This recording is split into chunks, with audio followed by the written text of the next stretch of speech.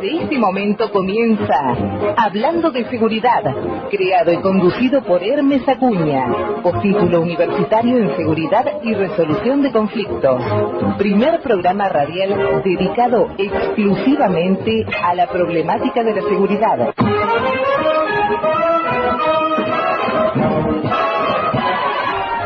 Hola, buenas tardes, soy Hermes Acuña. 2 de julio de 2019. En el aire, desde la ciudad de San Martín, provincia de Buenos Aires, hablando de seguridad. Primer programa radial dedicado exclusivamente a la problemática de la seguridad. Emitimos desde AM 1580 Tradición. Nuestro lema: no para mal de ninguno, sino para bien de todos. Saludamos al señor Iván Madrid, nuestro operador. Se encuentra con mucho frío, acompañadito de una estufa ahí en la pecera y muy tranquilo el señor Iván. Nuestros teléfonos 4713-2517, 4754-8784. Email info hablando de seguridad @gmail.com. Radio online amtradición.com.ar o bajando la aplicación a su teléfono AM 1580 Tradición y podrá escuchar la radio todos los días en cualquier lugar del mundo en el que usted se encuentre. Los audios de nuestras emisiones los va a encontrar en nuestro muro de Facebook Hablando de Seguridad o en nuestro canal de YouTube Hablando de Seguridad Oficial. Empezaron los fríos, como todos sabemos y lo vivimos. Parece ser que van a continuar y obviamente estamos en invierno. Estos primeros fríos a veces no nos encuentra en las mejores condiciones. Días pasados conversaba con la doctora Amelia Franchi, que como ustedes saben es la directora del Hospital Internacional de Agudos Eva Perón, Castex de San Martín, y me decía que su hospital, y en general la mayoría de los hospitales, se encuentran desbordados por la atención de patologías respiratorias relacionadas con estos fríos, precisamente. También en algún programa televisivo usted podrá haber visto y escuchado el tema de las vacunas, y que en otras jurisdicciones, en otras provincias, también una gran cantidad de afectados por estos primeros fríos. Por eso hay que tomar recaudos. Hay que tomar recaudos de todo tipo: la alimentación, la ropa, y también hay que tomar recaudos en cuanto a la calefacción. Para estas fechas, en todo el país, empiezan a registrarse con estos primeros fríos, en algunos casos intoxicaciones, en otros, lamentablemente, la muerte. Esto es por la intoxicación por monóxido de carbono. Todos los años sucede esto, y todos los años nosotros, para esta fecha, día más, día menos, hacemos un programa preventivo para que todos conozcan, a los que podamos llegar, cuáles son las prevenciones, los cuidados que deben tomarse, no solamente sobre cada una de su persona y de su familia, sino respecto de los artefactos que hay en el hogar, y que muchos funcionan a gas envasado, gas licuado. En algunos casos, en determinadas viviendas, hasta braseros se prenden. Y después hay una estadística de la Secretaría de Salud de la Nación, que dice que cada año se registran cerca de 200 muertes por intoxicación con monóxido de carbono, sobre un total de aproximadamente 2.500 casos de inhalación de este gas. Ustedes fíjense el número, 2.500 casos, y estas son cifras oficiales del Sistema Nacional de Vigilancia de la Salud. 2.500 casos porque afortunadamente la inmensísima mayoría no son mortales, pero tenemos una mortalidad que ronda los 200 o las 200 personas por año en los últimos años. Por eso hemos titulado para hoy La muerte dulce o intoxicación por monóxido de carbono. Recién hablando con Iván, me decía: Iván, esto es una muerte silenciosa. Y él, tal vez sin saberlo, lo ha llamado, como también popularmente se llama, la muerte silenciosa a la muerte por monóxido de carbono. Para este día hemos combinado una entrevista con un amigo, un colega, un camarada, como lo es el doctor José Luis Lupi, quien es médico legista, subcomisario profesional retirado y ex integrante de la Dirección de Medicina Legal de la Policía de la Provincia de Buenos Aires, y también se desempeñó como médico en el Cuerpo Médico Forense de la Nación. El doctor Lupi es docente y es también integrante de ASOMELCIFO, Asociación Civil Argentina de Medicina Legal, Ciencias Forenses e Investigación Criminal, profesor doctor Osvaldo H. Raffo. Así es que en instantes vamos a tratar de conseguir la comunicación telefónica con el doctor Lupi para conocer algunos aspectos que realmente son de interés para todo el mundo, y la intención de hablando de seguridad es hacer prevención, es llevar a conocimiento de ustedes algunas situaciones que a veces por cotidianas o porque a veces no las consideramos importantes, no las tenemos en cuenta y después las consecuencias son muy serias. Este Sistema Nacional de Vigilancia de la Salud dice que hay una muerte cada 4 horas.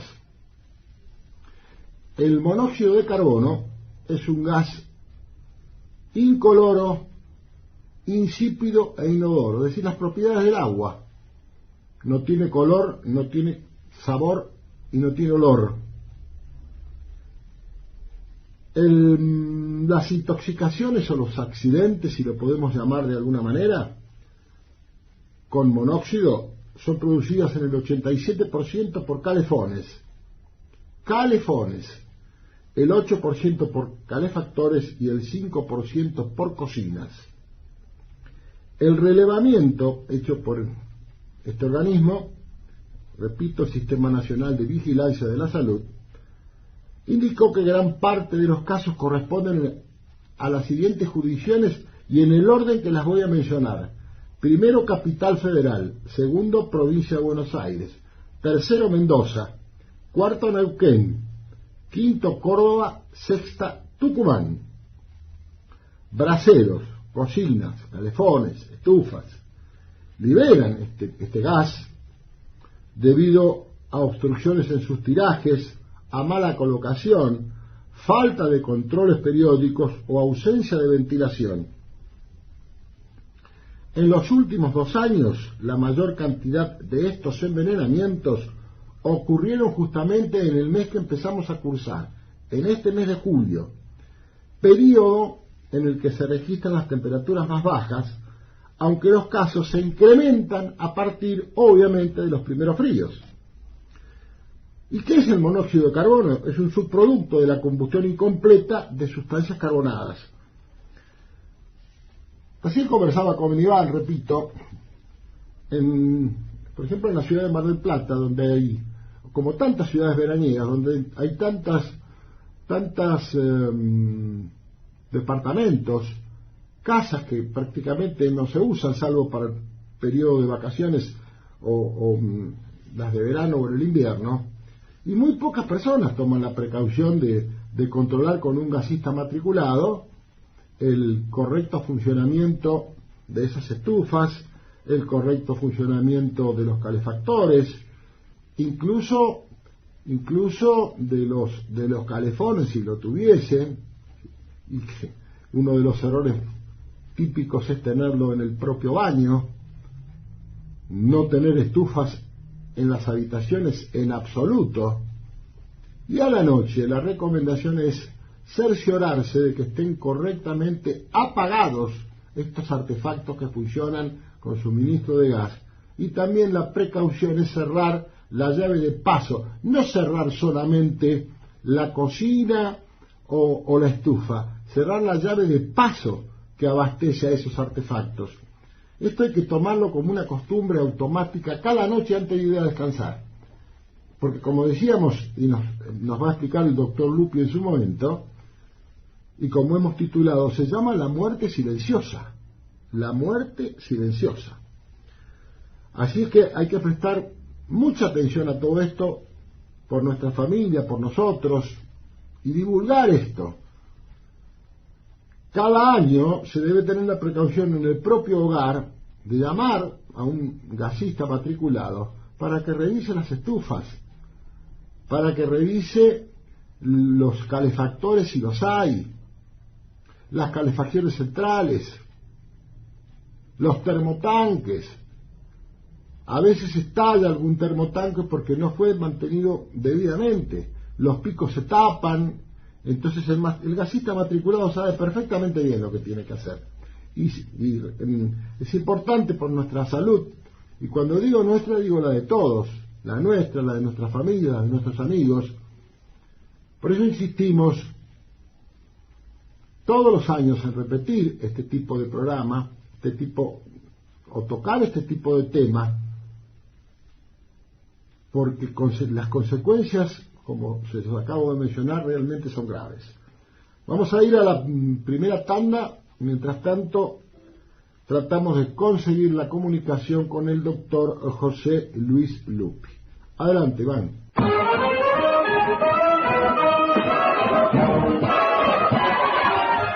Tenemos al aire al doctor José Luis Lupi. Pepe, buenas tardes, ¿cómo estás?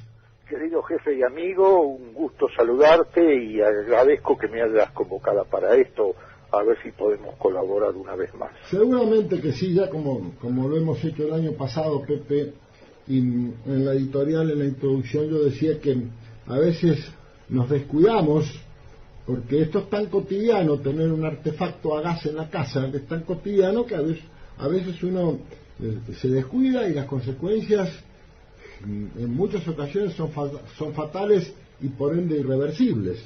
Sí, por supuesto. ¿Te puedo pedir que me subas un poquito el retorno, Hermes? Como no, con mucho gusto. ¿Ahora? Mejoró. ¿Un poco más? Sí, sí.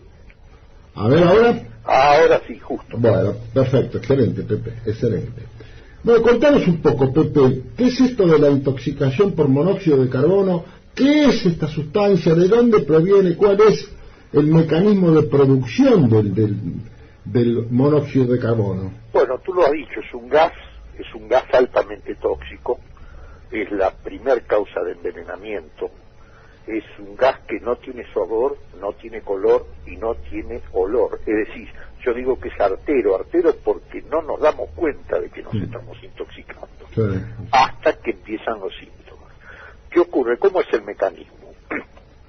Normalmente, vamos a explicar primero qué es lo normal. Cuando nosotros respiramos, incorporamos aire con la respiración, el aire llega al pulmón, y en el pulmón hay un mecanismo por el cual la sangre, a través del glóbulo rojo, que tiene una proteína que se llama hemoglobina, capta el oxígeno de ese aire, lo incorpora, y luego a través de la bomba cardíaca y por las arterias lo lleva a todos los tejidos del organismo para nutrir las células. Bien.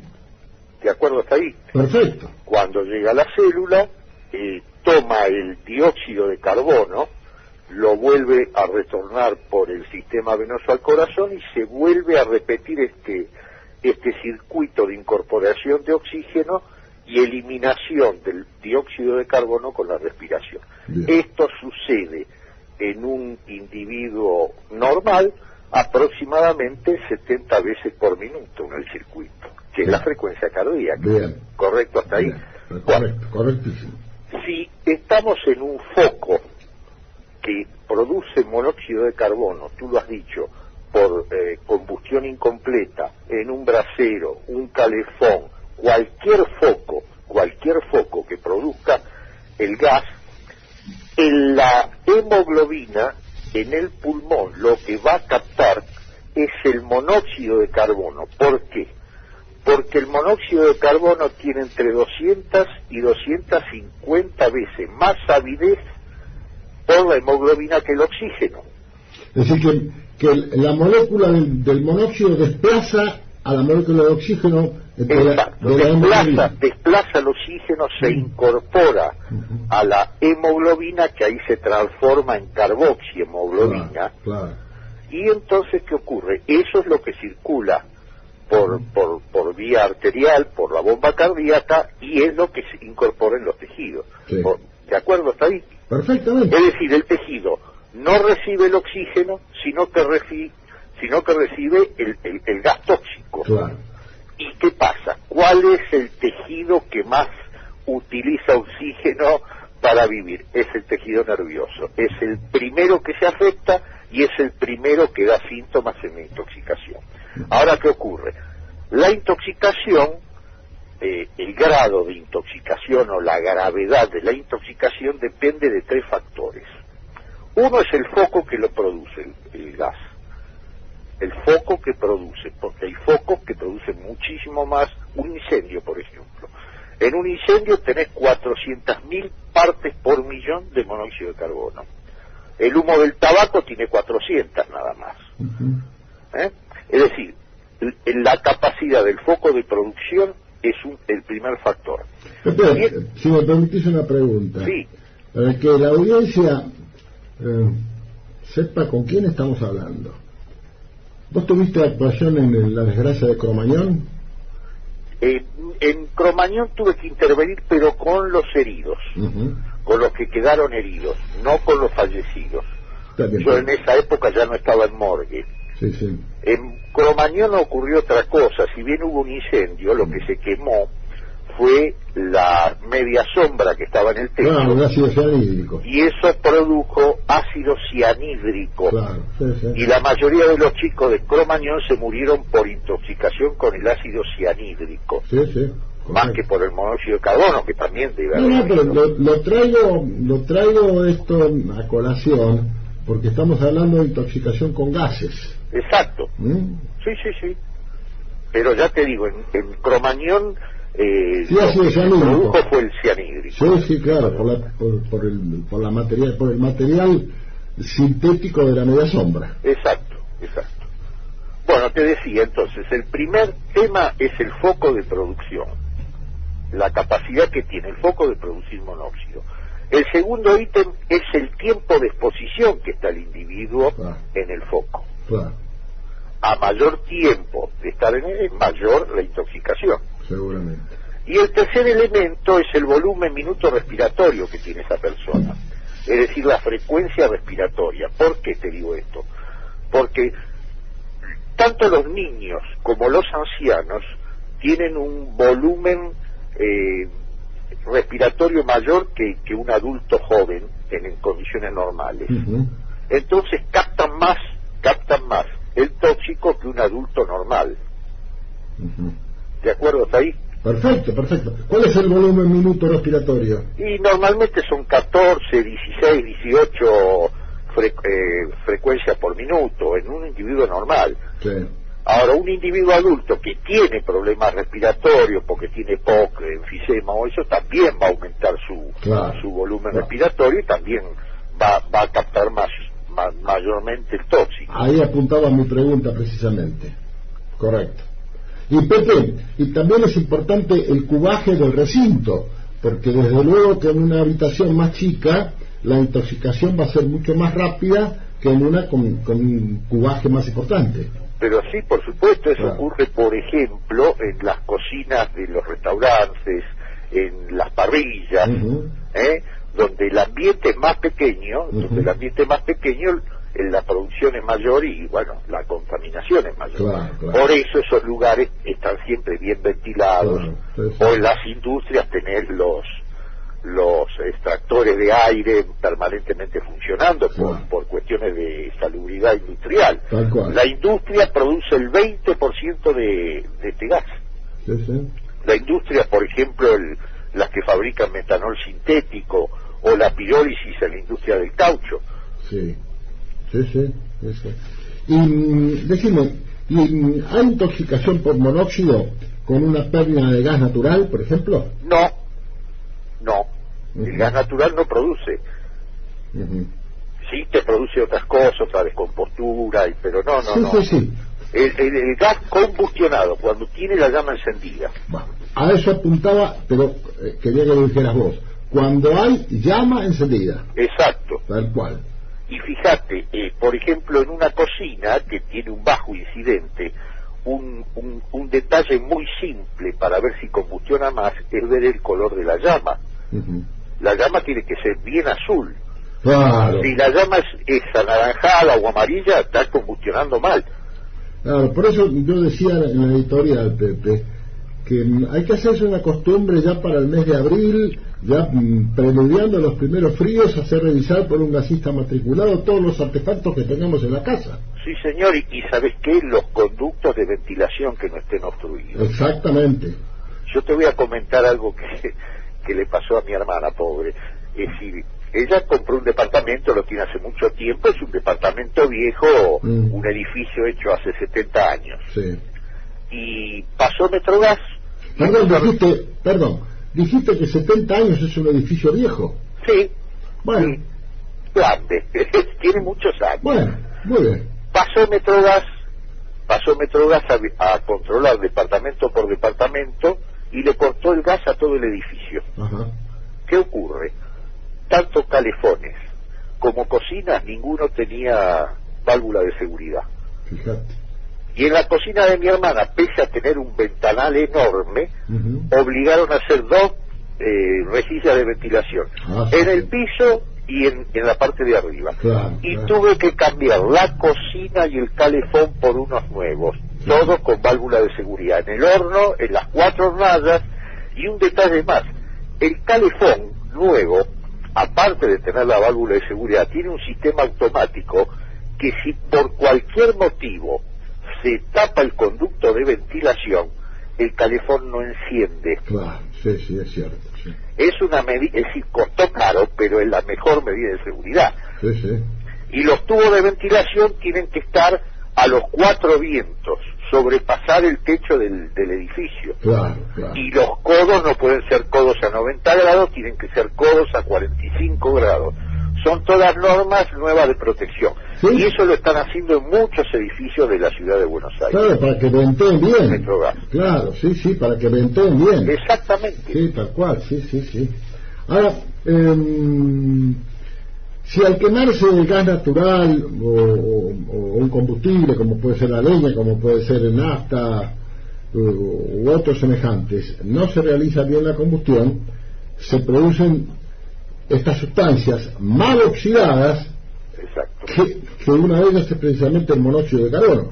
Sí. Pepe, de acuerdo a tu experiencia de tantos años de hospital y verdaderamente, le voy a dejar que lo digas vos, por supuesto, en los hospitales que tuviste, que son de trinchera, ¿en qué hospitales trabajaste? En el Hospital Alfaro de Lanús.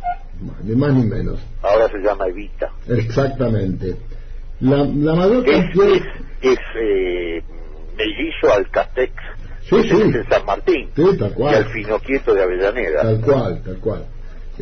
La consulta por intoxicaciones respecto del monóxido de carbono, ¿recordás algún porcentaje? Llegan bastante. Lo que ocurre es que a veces llegan como intoxicaciones que aparentan ser alimentarias, procesos digestivos, mareos. Es decir, hay que investigar muy bien dónde estuvo esa persona. Claro.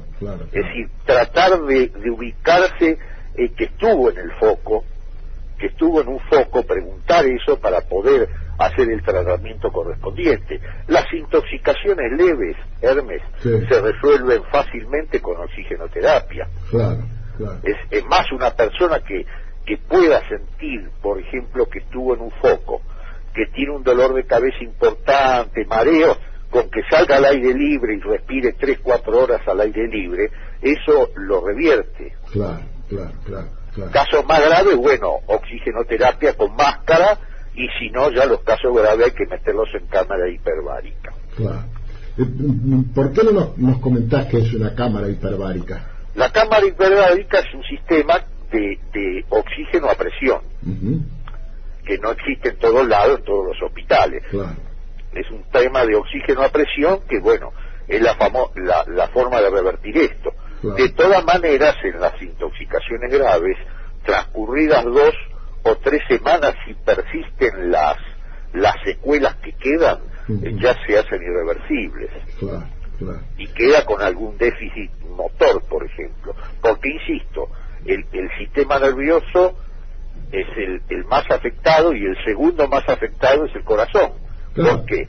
Porque el corazón, la mioglobulina que requiere para su oxigenación, también se ve afectada. Entonces vos fíjate que en un intoxicado tenés un doble problema. Tenés, por un lado, la hemoglobina que está sucia, y tenés una bomba cardíaca que también está deficitaria para hacer el proceso. Entonces está grave el problema. Mi pregunta es, este daño, por llamarlo de alguna manera, para no usar un lenguaje técnico y que todo el mundo nos entienda, que lesiona fundamentalmente al sistema nervioso, ¿es por la alta diferenciación que tiene este sistema nervioso? Exacto, es el que más requiere nutrientes. Claro. Es el que más requiere nutrientes. A la mañana, cuando desayunamos bien, necesitamos hidratos de carbono y bueno, y el oxígeno también, ¿no? Ahora, ¿hay estipulado algún tiempo de exposición al monóxido como para ya empezar a tener alguna consecuencia? En el siguiente sentido, mira, por ejemplo, como decía Paracelso en el siglo XVI, no hay venenos, hay venenos, lo que importa es la dosis. Claro. Lo que importa es la dosis. ¿Por qué te digo esto? Porque nuestro organismo normalmente produce monóxido de carbono en condiciones fisiológicas en un 1 a un 2%, y eso nos sirve para procesos inflamatorios o en la proliferación celular. Claro. Normalmente producimos monóxido de carbono, pero ¿qué ocurre? Si esa producción es mayor y supera el 10%, empiezan los síntomas. Por ejemplo, vos y yo que somos fumadores, el humo del tabaco tiene 400 partes por millón de monóxido de carbono. Sí. Es decir, vos y yo tenemos una intoxicación crónica, pero que no supera el 10%. Hasta el 10% estamos asintomáticos. A partir del 10% empiezan los síntomas, de leve a grave. Bien. ¿Y nos podrías referir a alguna signo-sintomatología? Sí, por supuesto. Bueno, empezamos por lo más leve. ¿Qué es lo que produce? Ya dijimos que el primer órgano afectado es el sistema nervioso. Lo que primero aparece son las cefaleas. Claro. Es una cefalea muy intensa, muy característica, porque frontotemporal. Incluso se le agregan hasta latido de las arterias temporales que tenemos por arriba de las orejas. Después tenemos... Permíteme, Pepe. Sí. Para nuestro auditorio, tal vez luego. Ubiquémonos, hueso frontal está claro. ¿Y los temporales dónde están ubicados? Arriba de las orejas. Ah, perfecto. Es decir que... la frente y al costado. Los frente y los dos costados son cefaleas como latidos bien. Y muy molesta y muy intensa. Después tenemos dificultades en la movilidad. Sí. Nos andamos tambaleando. Trastornos visuales. Hasta ahí podemos hablar de un 20 a un 25%.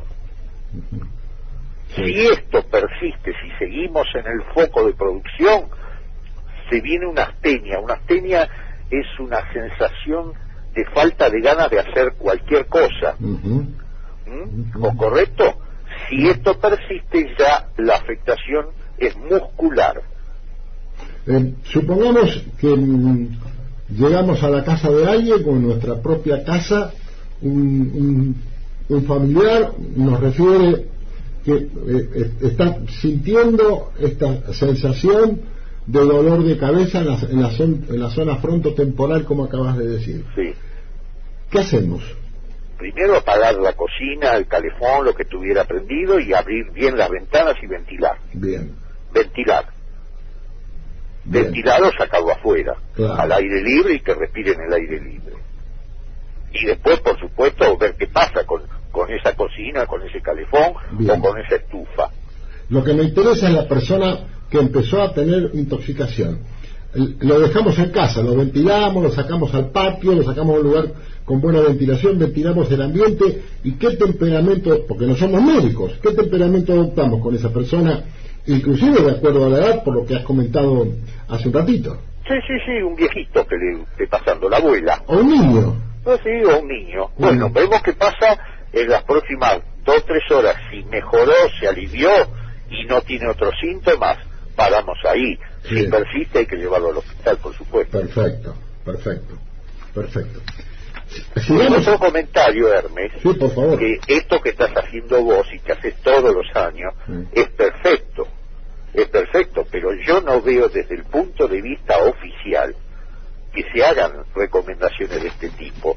Vos fíjate, este año tuvimos 2 casos que se publicaron. ¿Por qué? Porque se trataba de personas públicas. Así es. La familia del senador Naidenov, así es, que falleció en Formosa. Sí, señor. Y Laura Trotz, una periodista que falleció en La Pampa. Así es. Y un comisario nuestro, un camarada en la ciudad de Junín. Así es. Pero vos fíjate, no son 5 casos y tenemos más de 200 todos los años que nos salen a la luz. Exactamente. Es decir, vos ves públicamente en televisión permanente recomendación de que te vacunes contra la gripe, que te vacunes contra el sarampión, el neumococo, pero no hay un solo aviso que te alerte sobre este gas que mata a mucha gente. Bueno, precisamente, Pepe, a través de nuestra experiencia profesional lo hemos visto lamentablemente tantísimas veces, y hablando de seguridad no puede estar ajeno a esto. No, seguro.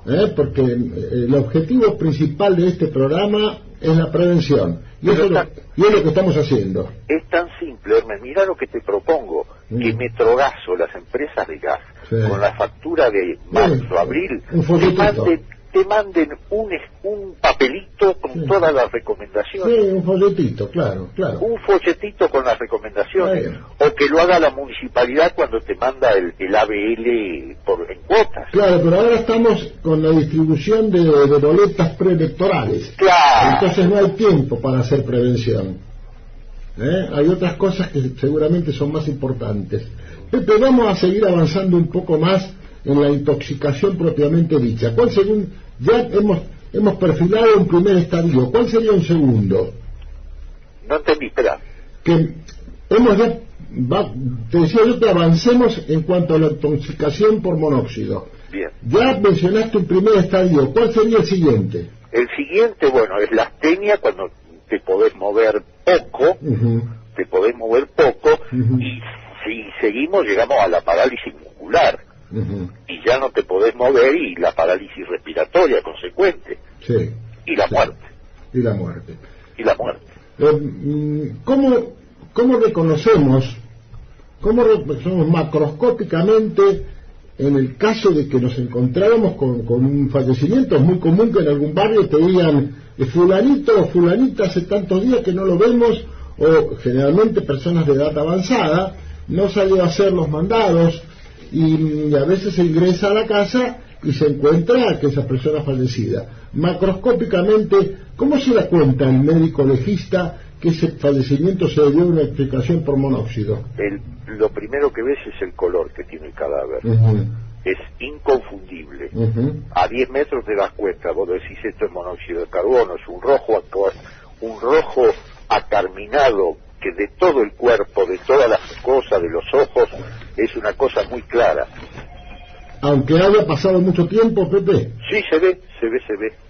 Aunque haya pasado mucho tiempo. Sí, porque después, vamos a poner en el caso de putrefacción, vos tenés en la autopsia que las vísceras permanecen con el mismo color, y la sangre es muy, muy fluida. Sí. Aparte el que llegó al lugar de ese hecho, va a ver el foco de producción. Claro. Sí. Va a ver el foco de producción. Seguramente. Y ¿Algún otro detalle macroscópico, aparte del color, que podamos tener en cuenta? Porque puede estar boca abajo vestido y tal vez ni el rostro lo podemos ver. No, mira, ¿sabés que vi yo, por ejemplo, dos casos que tuve? Uno es una chica joven que estaba muerta en la cama, y el chico apareció muerto al pie de la ventana. Es decir, ese chico se dio cuenta del tema. Claro, buscó el aire. Es decir, buscó ir a abrir la ventana, pero no llegó. Sí. No llegó a incorporarse para abrir la ventana y se quedó muerto ahí. Y el calefón encendido estaba. Claro. El calefón seguía encendido porque había una pérdida en el baño. Claro. Y como recomendaciones generales, ¿qué podemos decirle a nuestra gente, a nuestra audiencia? Mirá, lo más importante es, primero, revisar todos los artefactos, incluso revisando, insisto, la ventilación que esté libre, que no esté taponada por un pajarito que hizo un nido o cualquier cosa de esa. Y el otro tema, no usar calefactores que no sean con tiro balanceado. No usarlos. No.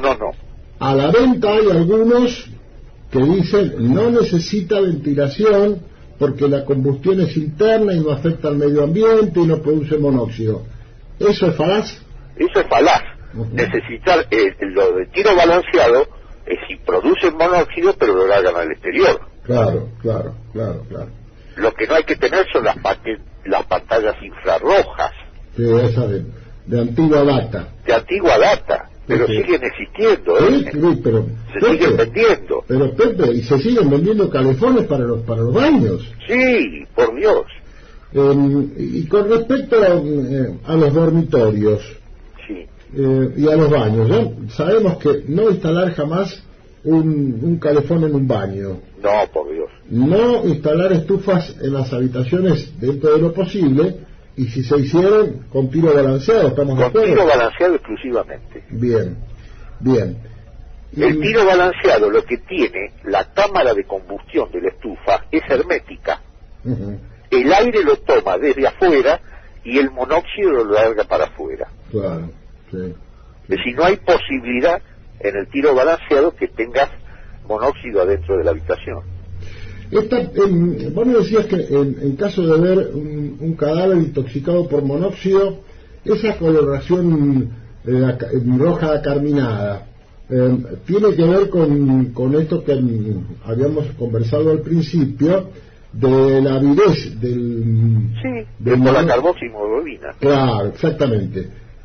Que después, por supuesto, en un hecho judicial siempre se debe ratificar con el diagnóstico bioquímico. Claro, el dosaje de la carboximoglobina. Con las complementarias. Exacto. Mi pregunta, yo te voy a hacer una pregunta y vos nos vas a desasnar. ¿Qué pasa con las livideces cadavéricas y con la intoxicación por monóxido en cuanto al color de la piel?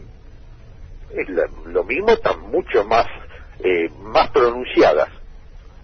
Las livideces. La lividez. No hay cianosis. En el monóxido de carbono no hay cianosis. Te pido que nos expliques en lenguaje que podamos entender todos coloquial qué son las livideces, por qué no hay cianosis y por qué se acentúa el color.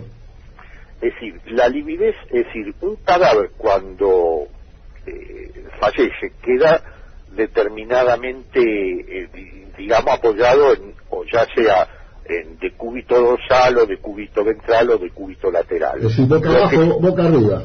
Boca arriba, boca abajo o de costado. Bien. Y se produce una sedimentación, llamémoslo. Sí, por la gravedad. Por la gravedad de la sangre. Y eso mancha la piel. Sí. Que no hay que confundirlo con un hematoma. Claro. No hay que confundirlo con un golpe. Eso se llaman livideces. Excepto en el lugar de contacto sobre la superficie de apoyo, que no hay donde lividez. Apoyan no se produce. Claro, no hay lividez. Donde apoyan no hay livideces. ¿Cómo hace el médico legista para diferenciar entre la lividez y la piel acarminada por la intoxicación por monóxido? Bueno, es decir, el color es diferente y lo que podés hacer es un tajo en la piel y ves si hay infiltración o no hemática. Claro, ahí nos vamos a dar cuenta si fue premortem o postmortem. Exacto. Claro. Esto, te pregunto esto porque es bastante frecuente que ocurran y que a lo mejor el personal técnico interviniente no tiene la experiencia suficiente como para poder discernir una u otra cosa. No, aparte la lividez es un detalle que se debe investigar o se debe analizar porque por si movieron el cadáver. La transposición de las livideces. La transposición de la lividez que se da después de las 6 horas de fallecido. Claro, nosotros las conocemos muy bien. O ver si un cadáver fue muerto en otro lugar y arrojado en otro lugar. Con situaciones con las que nos hemos encontrado en muchísimas oportunidades. Sí. Por eso te hice esta pregunta tan técnica respecto de las livideces, porque inclusive para el personal policial que llega en primera instancia, que no debe acercarse a la escena del crimen y lo primero que tiene que hacer es protegerla, como para que conozcan con lo que se puede encontrar. Por supuesto. Pepe, para ir finalizando, te pediría una breve síntesis nuevamente y medidas preventivas. Bueno, las medidas preventivas son un poco las que vos dijiste. Todos los años controlar estufas y todos los artefactos de combustión que tenemos en la casa. Todos los años eso. Que la gente esté alertada de los síntomas. Y yo te hablé todos los 2 años anteriores, yo te recomendé la utilización de un aparatito que vendía Metrogas. Así es. Para detectar ya tanto escapes de gas metano como de monóxido de carbono. Bueno, eso ha sido superado. Ha sido superado. Ahora existe un equipo que se llama eGround Home, en inglés, que es un aparato que lo instalás, por ejemplo, en el ambiente de cocina y comedor diario. Lo instalás. Bajás una aplicación al celular y ese dispositivo te detecta toda la calidad del aire que hay en ese ambiente. ¿A través de tu celular? A través de tu celular, incluso podés hacerlo desde afuera de tu casa. Con el celular bajás la aplicación, el equipo está activo en el lugar donde vos lo pusiste y te detecta la calidad del aire que hay en ese ambiente. Excelente, extraordinario. ¿Cómo se llama la aplicación, dijimos? E minúscula, CROW, CROW, que significa en inglés cuervo, y luego Home, HOM. Sí, señor. Eso se puede investigar, te digo, www.idea.me. Bien. Ahí están los precios y todo eso. Idea ME. Idea ME. Repetí por favor la URL, la dirección. www.idea.me. Excelente, Pepe, excelente. Crowd Home. Excelente. Es decir, te analiza la calidad de todo, hidrógeno, toda la composición del aire que tenés en el ambiente, y también te analiza pérdidas de gas metano y el monóxido de carbono que puedas tener. Fantástico, fantástico. Esos son detalles. Yo tengo el viejo de Metrogas, que es muy útil, tiene una alarma y un sistema de luces que te detecta la pérdida de gas metano que pueda haber y la pérdida de monóxido. Que la pérdida de gas metano con el olor te das cuenta enseguida cuando dejaste un normal abierto. Debemos aclarar que al gas natural se le agrega una sustancia azufrada que se llama mercaptano. Exacto. Porque el gas natural, yo lo decía en la editorial, tiene las propiedades del agua, es insípido, incoloro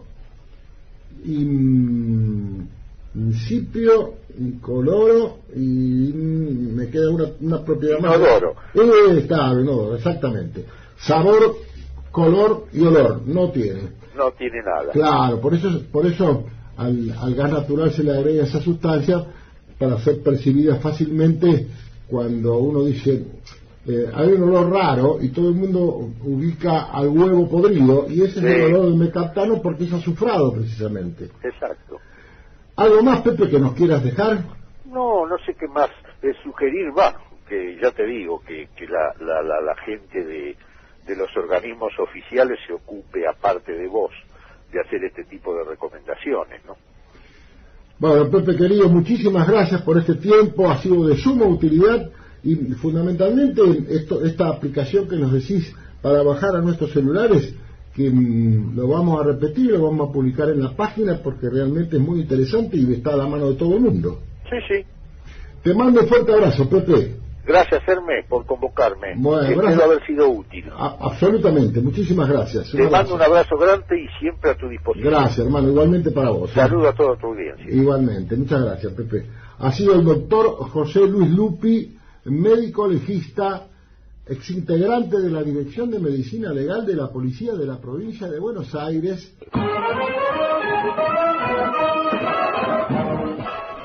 Como estuvimos hablando del gas natural, vamos a dejar algún concepto más para tranquilidad de todos ustedes. No hay intoxicación por monóxido en una fuga de gas como el que usamos en nuestra casa, ya sea gas natural o gas licuado. ¿Por qué? Porque no tienen monóxido, pero la quema de ambos, del licuado y del natural, sí produce monóxido de carbono. El gas natural es una mezcla de diversos hidrocarburos cuyo componente principal es el metano. Por eso nos decía el doctor Lupi y hablaba de esos equipos para detectar el metano, justamente, que es el componente principal del gas natural. El gas natural es una fuente primaria de energía, como lo es el carbón y el petróleo.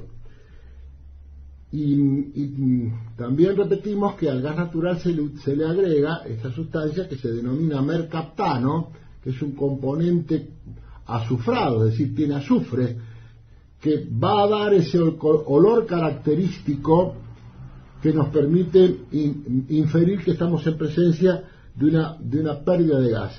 Y cuando cualquier tipo de gas se acumula en una habitación, cualquiera sea el tipo de gas, comienza a desplazar el oxígeno y el nitrógeno de ese ambiente.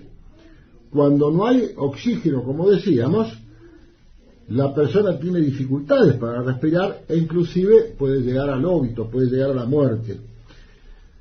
En todo caso, los especialistas aseguran que el problema principal en relación con las fugas de gas, y como todo lo hemos visto lamentablemente, el peligro principal es la explosión. Hoy escuché una noticia de un hecho sucedido, un hecho muy grave sucedió en Rosario, creo que fue en el 2013, en el 2014, por la impericia de un gasista, explotó un edificio, hubo que terminar el derrumbe de 2 más, y hubo gran cantidad de muertos y heridos. Ustedes fíjense, y esta noticia salió el día de hoy, porque se ordenó la prisión de este individuo, precisamente por su mala praxis. Así es que ustedes cada vez que llamen a alguien para que le repare alguna situación con el gas en su casa, llamen a alguien que sepa, algún gasista matriculado o que sea de su estricta confianza, porque lamentablemente en estos tiempos, cuando escasea el trabajo, la necesidad hace que se improvisen técnicos licenciados IOU en las más variadas materias. Hoy 2 de julio es el día de los policías federales caídos en cumplimiento del deber. A ellos nuestro homenaje.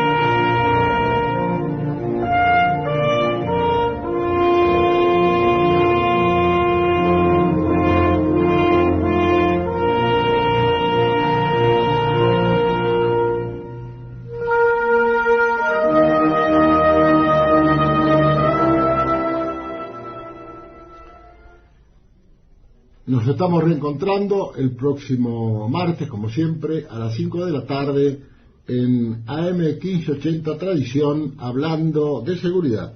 Damos el pase a nuestro amigo y colega Alberto Chiesa, su equipo y su programa Ciudad Solitaria. No se vayan, que viene la consigna preventiva, son unos pocos segundos. Hasta el martes que viene y muchas gracias.